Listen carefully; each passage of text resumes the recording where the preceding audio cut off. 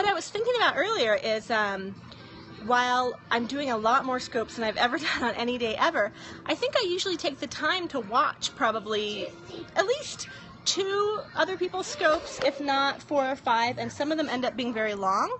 So what I was thinking about is that while this is my 6th scope now, I've done 6, I mean I've completed 5, I'm working on number 6, I'm not managing to watch hardly anyone's, because if I have a spare moment, I've been grabbing my phone and quickly scoping instead of grabbing my phone and quickly watching a scope.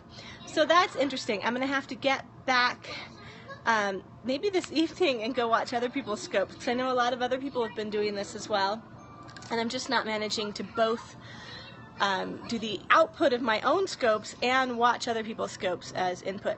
But then I got thinking about what that means for productivity overall.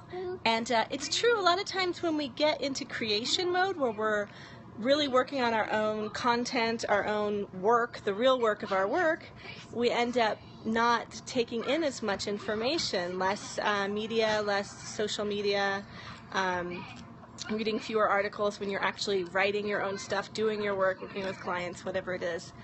And I think that's just kind of the way it works. It made me think of Tim Ferriss's book, The 4-Hour Workweek, where you you do your 80-20 analysis and you take a media fast. I don't know, have any of you ever read Tim Ferriss's book, The 4-Hour Workweek?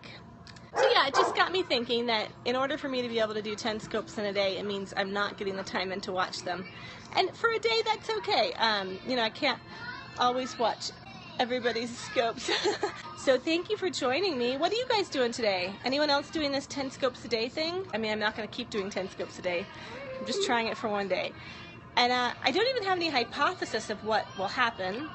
I'm curious if I'll get any different followers, because it's true, I tend to scope at certain times of the day. But I did get an email earlier from someone who heard one of my earlier scopes and is also used to be an indie girl and really liked the one about bands, and emailed me about that and my current work. And I was like, oh great, I might not have connected with her, because without doing so many scopes, I might not have ended up talking about indie music and our labels and stuff. So that was cool. And I did have someone the other day contact me about autism stuff, because again, if I do scopes about my business, I don't necessarily talk about my kids and their special needs and stuff. So it has been interesting, and I've definitely been a little less focused and more on the fly, and having conversations based on whatever people who hop on are talking about as well, which is fun. I will come back on later. Bye guys.